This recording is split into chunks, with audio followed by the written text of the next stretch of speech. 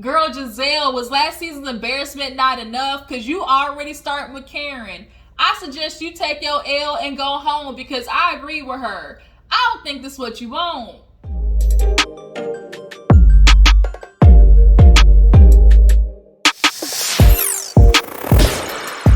Y'all, what's up? What's up? Welcome back to my channel. Your girl G here. You know what time it is. We finally got to it. Real Housewives of Potomac. Y'all, I finally got here. I know I was late and everything, but all that matters is I watched it. I took my mental notes and we are ready to get into the mess, y'all. This season is going to be good. Gizelle. I guess you didn't learn your lesson. You decided, Karen, you want to get started with her again, but unfortunately for you, she TTG. She trained to go. And I just don't know what to tell you, Gizelle, other than stop it. Play dead. Throw up the white flag. SOS. Run, Forrest, run. This is not what you want, Gizelle, because Karen is going to always win. Unfortunately for you, she always is going to have solidified facts on her side. You can throw everything out there and they're just not going to land. We know her and Ray had tax issues. We know her and Ray, that whole blue eye situation. Like, we all know these things, but unfortunately for you, none of them are solidified with pure hard evidence. But for you, unfortunately, we know Jamal is a cheater, pumpkin eater, because those words came out of your mouth. We all know he trifling pastor because don't nobody show up to his church anymore. At least half the people left. There are still some idiots following him. We do know that he ain't shit nigga because he got 6 different, babies and 5 different baby mamas. Like, Gizelle, like I said, go home. You not gonna win. Look, if you want to do it, you want to get dragged again, we just gonna have to be here to talk about it every week. And I'm okay with that because the shit is entertaining, y'all. It is entertaining. So let's not waste no time. Let's go ahead and get into this episode of Real Housewives of Potomac. If you're new to my channel, I appreciate you for tuning in. Just make sure you hit that subscribe button, okay? It ain't gonna kill you. The button is free. And everybody else, my jujus, y'all know what y'all gotta do. Go ahead and like this video. Drop down the comments and let me know that you guys stopped by. All of you guys who commented on my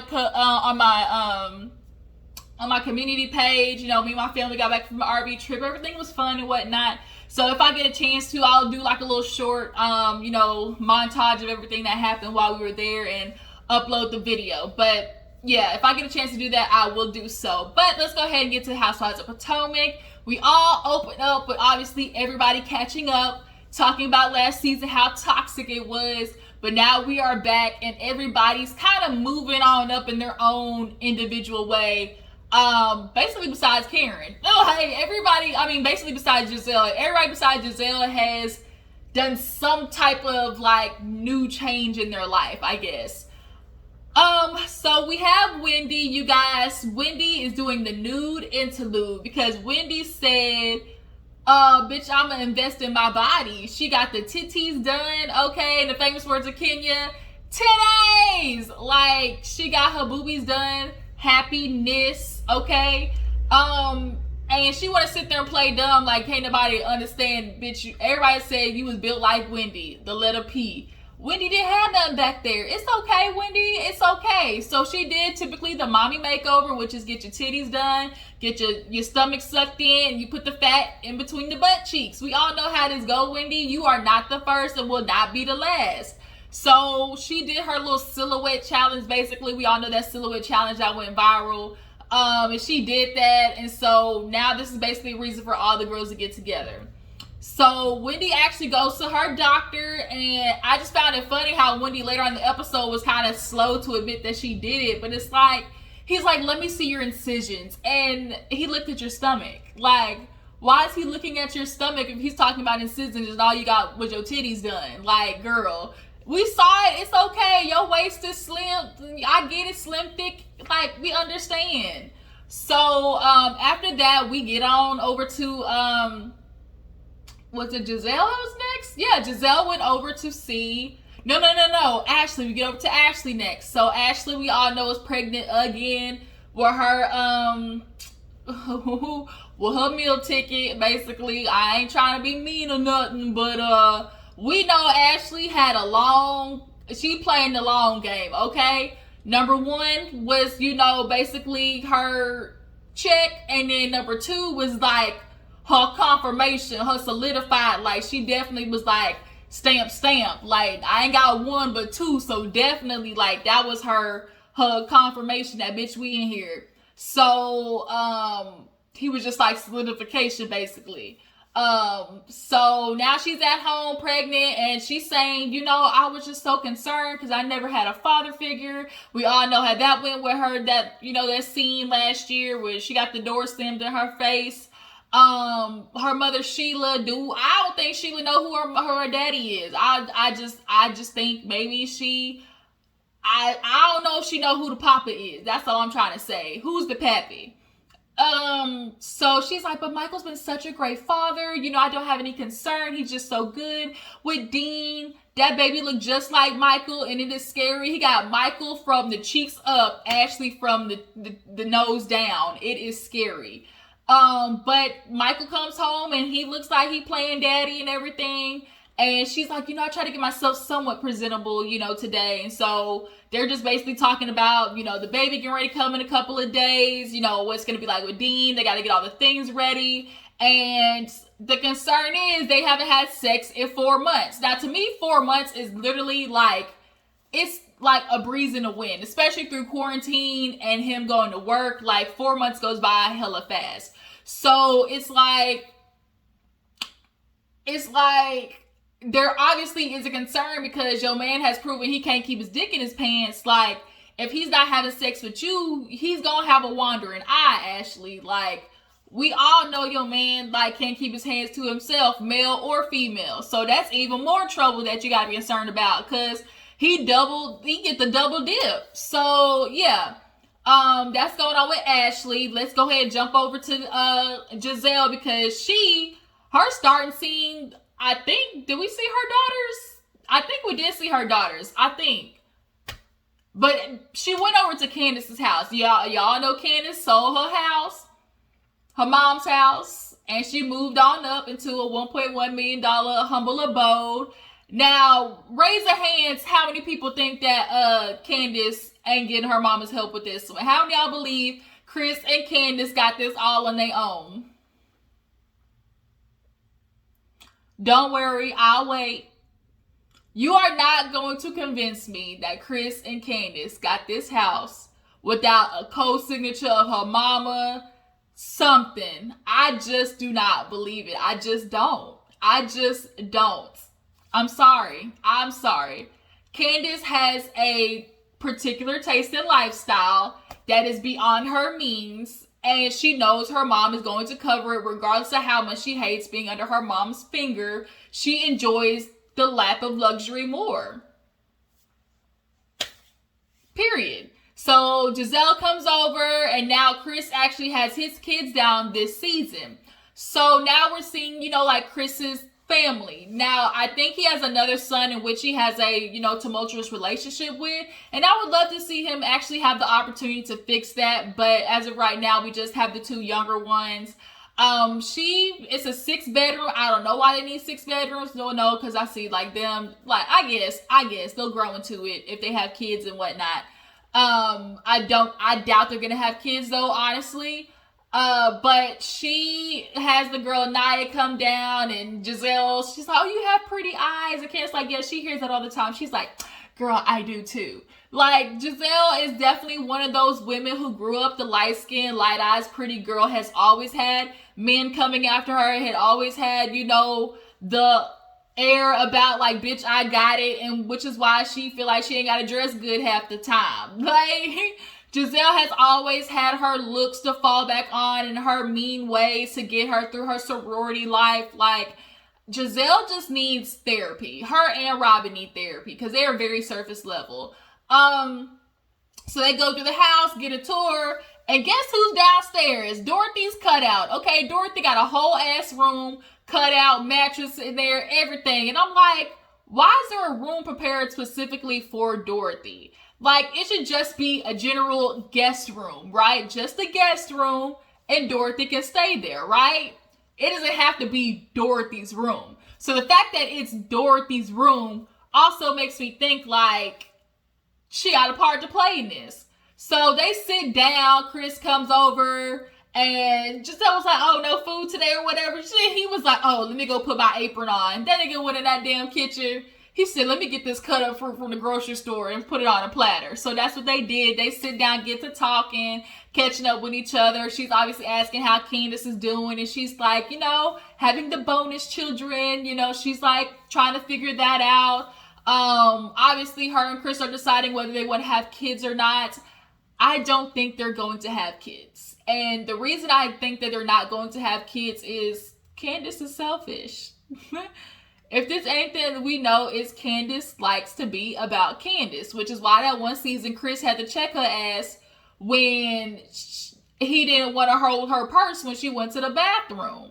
She's always been a spoiled brat. I get it. It's okay. I'm always for wealthy black people or for rich black people, but it's just like Candace likes things to be about her. She has not yet grappled with, okay, if I have a baby, like Chris can't give his attention to me. Chris has to give his attention to the baby. Like, I think Candace knows, on top of being scared of having the relationship that she had with her mom, with her child, I think that's just where she's at personally. But they end up talking about Gizelle and Jamal. Now, Gizelle, of course, want to put it on the fact that, the quarantine is just really making it hard. He's not 8 miles, down the road, so it's just so tough. And Candace is like everybody else, like, bitch, you sure that's what it is? Because last season, when that binder came out, bitch, I mean, that kind of looked like the nail in the coffin for me. But, okay, you convinced yourself otherwise.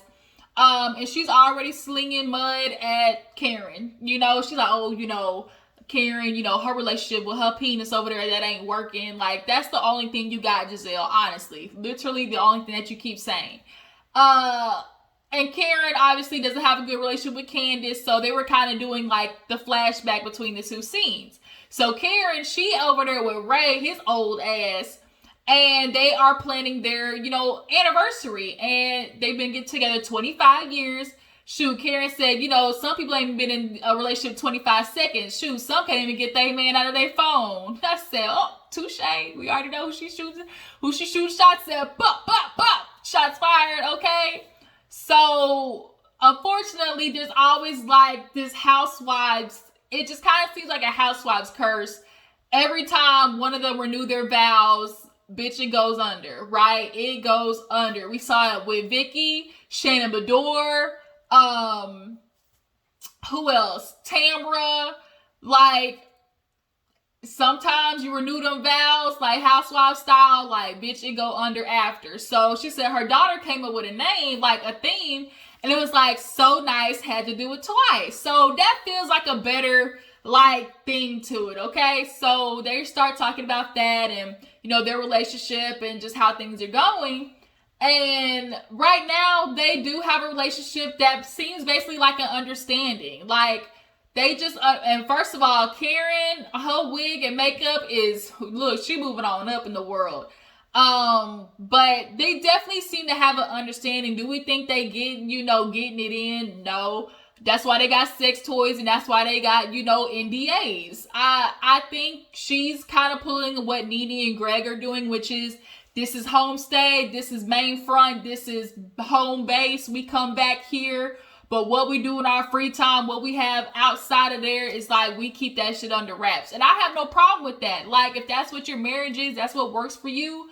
Like, do you, boo-boo? Because at the end of the day, like, that seems more realistic to me than sitting there trying to be, like, monogamous with one person for the rest of your life. Like, I'm starting to look at polygamous relationships, like, more feasible and more realistic. The problem is, niggas and, like, they want to just have a monogamous woman to them and just cheat. Why don't you just say, I want an open relationship, bitch? Like, I don't understand. So, for them, if there's an understanding, go ahead then. But yeah, so from them to Gizelle and Candace, Wendy sends out the invitation to her nude interlude, and everybody said, what? Like, what the f is this? Robyn, Candace, Gizelle, Ashley, they was all looking like, okay, Wendy, So when Karen was looking at the phone, Ray was like, wait a minute, let me get my glasses. Let me look at this. She said, no, sir. No. He said, I can't come to the party. She's like, no,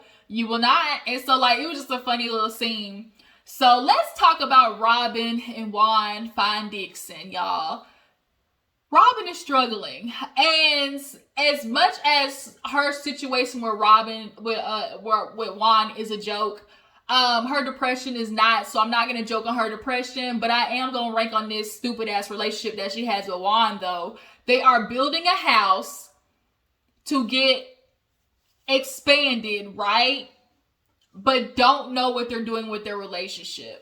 It is so obvious that this is comfortability for both of them. The reason Juan proposed last season, honestly, I think it's because production forced them to have to do something. It's like, y'all weren't bringing anything. So it's like, shit or get off the pot. Like, Juan, do something. And he's willing to give Robyn a ring because that's bare minimum that she'll take. Like, she'll accept a ring and be okay building a house. She says she's not moving in until getting married, but the fact that they're building a house gives Juan time to like throw the wedding down the stream for some time, and that's what she's doing. But she's struggling, and watching them build this house and like put the relationship in just another situation. Cause first of all, producers were messy in the confessional talking about, well, here we go again, Robyn. Are you ready? Like here we are again, Robyn. So when are you and Juan getting married? Like, it's like, bitch, we done asked you too many times. What the fuck is going on with y'all's relationship? The truth is, Juan stays with Robyn out of knowing she cannot handle him being gone. Robyn does not push him to what she wants and expects out of the relationship because if she pushes him, she don't want him leaving. So they sit there in this complacent ass relationship, loving each other, but are they in love with each other? I do not think so. You do not see in love when you see them sitting down with each other. You see, we do this for the kids, and that shit is getting old, honestly. She's even said her and Juan's relationship is getting bad. So when they go out, they're eating their smoothies for celebration. Juan basically lets her know, like, girl, what are you doing? Like, the fact that he's like, you want to hear your routine means clearly that it's getting under his skin to see Robyn, like, laying in bed all day, not getting up, you know, struggling, like, basically ain't feeding the kids. They eat Chick-fil-A every damn day of the week. Like, it's clearly bothering him. I can respect the fact that he's giving her a heads up and not just acting out. Like, as a spouse, that's what you're supposed to do. Let them know, like, hey, I'm feeling some type of way, so I can appreciate that. But you can see that Robyn is like kind of joking it off or whatever. And I think she struggles with addressing situations. And she said, you know what? She feels stuck. She feels like the pandemic like put her in a different headspace. You know, she's struggling to, you know, find her place. And what I genuinely think it is she got at home with Juan, started thinking about life, starting to think about where she was going, what she was doing, and realized like maybe she's unhappy but not confident enough to walk away. I think both her and Juan know this relationship is going down a dark path and really not a successful one. They're not supposed to be together, but neither one of them want to pull the trigger. So they would rather stay in this complacent ass relationship. And she's thinking about like maybe time that she could have got to herself. I just think Robyn was thinking about her and Juan's situation, plus where she's at in her career, and it bothers her. And that's okay, because sometimes like you just don't know what you're doing in life. I've been depressed where it's like you don't even want to get up. You stay in bed. Like, I understand it, Robyn, but I don't like that Juan is viewing it as an opportunity to like tell her what she's doing wrong. Like, you're not offering any help. Like, if you see your wife is mentally struggling and she's not getting out of bed, you're supposed to say, hey, babe, what can I do to help? Like, maybe let me get you a therapist, like something. And then for you to throw on her, hey, maybe we should have another freaking baby. Selfish as fuck. Like, you see her, you say she ain't waking up to 10 in the morning. Like, you don't throw a baby on top of that, because we all know you didn't take care of the first two. So 9 times out of 10, you not gonna take care of this one. And then y'all are gonna have her have this baby. Y'all are gonna build this house, and then you gonna dip and leave her single with 3 kids. That's what's gonna happen. There is no other way around it. Juan is gonna leave Robyn single with 3 kids. But because he wants what he wants, and he knows Robyn is desperate enough to give him whatever he wants out of wanting him to stay, he does it. Let me not go off. It's a little too early for me to really go in on Robyn like that, but that's just a little tidbit. So let me move on. So we see a little scene with Candace and Chris and the kids and doing the math homework. Like Medea said, I don't know nothing about this algebra, like this new arithmetic. Look, Candace is over there struggling. Mateo came over there, had to work it out for her. She was like, "Thank you, Mateo. You can be our tutor and whatnot." What else happened after that? I think now we get to Wendy's nude interlude, right? So everybody comes over. Gizelle makes it there first of her brown. I get what she was trying to do. Of all outfits that Gizelle has had, we've seen worse. Yeah, we've definitely seen worse. Robyn comes, looks decent. Ashley comes in a white dress. I'm a little confused how white is nude, Ashley, but okay, that makes us obviously understand how you think. And so Gizelle Karen is coming with her friend Mia. We are now getting introduced to Mia. Mia is owner of Chiropractic Situations, which is super huge right now, chiropractic business. So we know she got some money. Apparently people have been talking about how joints are everywhere, so we know she got the ducats. So Wendy and Karen kind of had a chance to talk to each other, and they're starting over, which is why Mia got the invitation.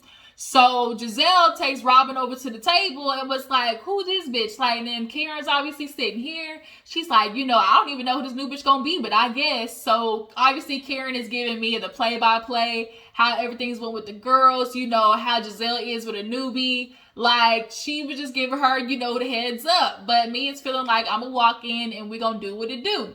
Ashley, poor Ashley, tried to put them damn high heels on. Girl, it's okay. Them toes are sausages. Do not try to squeeze them Piggly Wigglies into that situation. Like, we don't want your blood pressure running up. So Gizelle sees Karen and Mia come in, and this hoe got the nerve to be like, "Oh, why isn't Karen running up to me and apologizing? She deserves to apologize to me because she's known my children." For her to sit there and spread those lies last season, like, that's the first thing she should be coming to me and apologizing. Bitch, where? Who's apologizing to who? Have you ever apologized to Karen and genuinely meant it? All the shit that you did to her and Ray, all that shit talking that you was doing? Absolutely not. Absolutely not. Okay, you are delusional, Gizelle.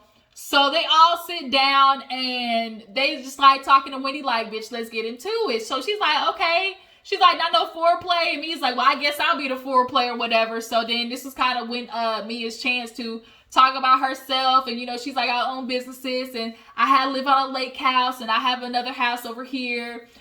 So then they're like, "How old are you, if you don't mind me asking?" And she was like, 36 or something like that. Or she's like, "Oh, my husband, he's 68. I think she was trying to say he was 30 years older than her. But bitch got caught up tongue-tied and everybody was looking like, bitch, the math ain't mathin'. So I think she was trying to say that she was going to be 30 at 32 at first. I think that's what she did say, 32. But then 32 plus 30 ain't adding up to 68. Ma'am, that's not how that works. So everybody was kind of like, right. So she's like, "Oh my God, I don't know." And she's like, "I don't know, guys." And it's like, Mia, lying about your age is not the first, introduction that you want to do. It's okay, ma'am. 36, pigs can fly, okay?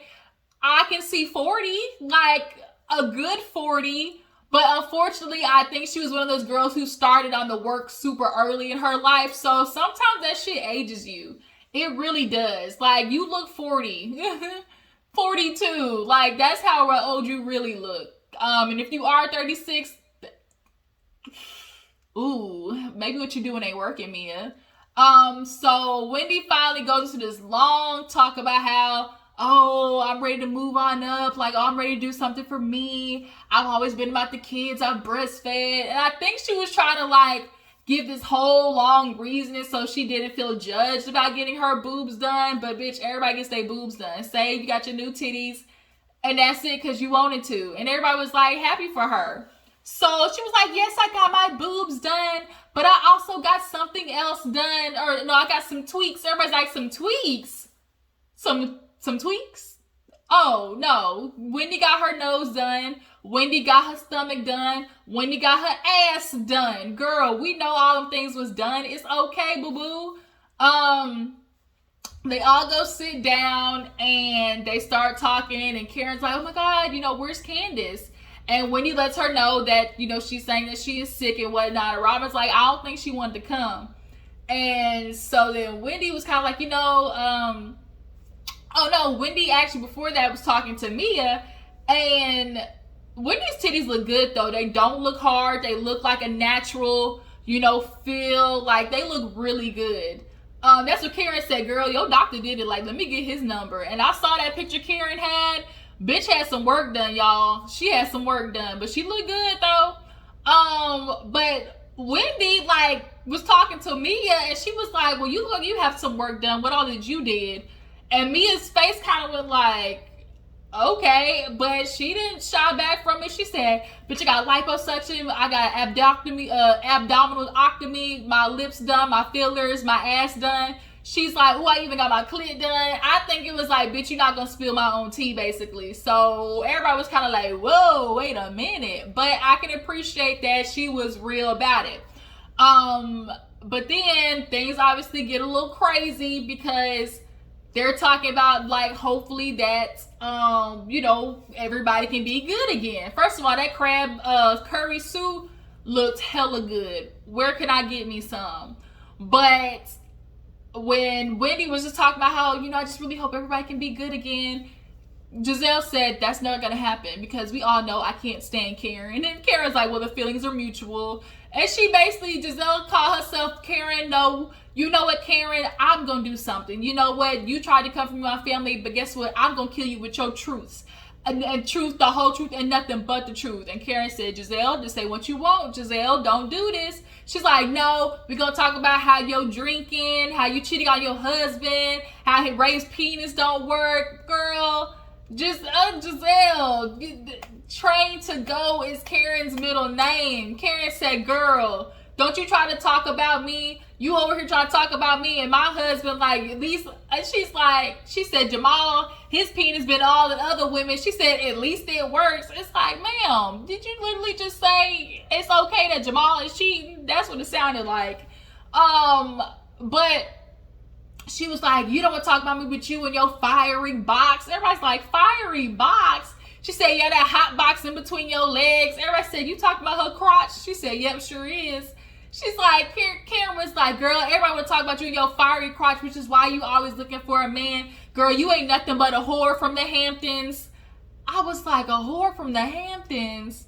Wait a minute, Karen, you going ham already? You thought she would start off with a little couple of pellets, maybe a pellet gun, a BB gun, but Karen said, I ain't waiting on this hoe. I'm using a shotgun. Boom. I was like, damn, Gizelle, lay down. Like I said, play dead. Forrest run, because it's not what you want. And then that's where the episode ended. So I said, oh shit, here we go, y'all. Ready for the season. So that was Real Housewives of Potomac, y'all. Things are it's just gonna be good. It's just gonna be real good. So y'all tell me, how do you guys feel about Mia so far? Do you guys believe Chris and Candace are really going to have children? What do you think about Robyn and Juan Dixon? Are they ever really going to truly, get married? Do you guys think they are meant to get married? And why won't they leave each other? Why will Robyn and Juan not decide to just co-parent? And there was another question I was going to ask. Do you guys think Karen and Ray have a understanding in their relationship, if you know what I mean? Drop it in the comments. I appreciate y'all for tuning in. We are definitely going to keep rocking and rolling this season of Potomac. I can't wait. So I'll catch you guys in the next video. Deuces.